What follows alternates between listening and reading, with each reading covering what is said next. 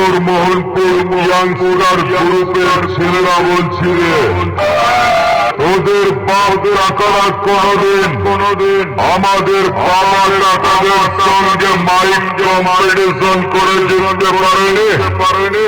আজকে তোরাও পারবি না। আরে তোরা তো ছেলে মানুষ, তোরা যখন রাজা দিয়ে প্রশাসন নিয়ে যাস, পাড়ার কেউ বলে প্রেম রেডিও বাজছে, আবার কেউ বলে রাস্তার কুকুরগুলো চিল্লাচ্ছে।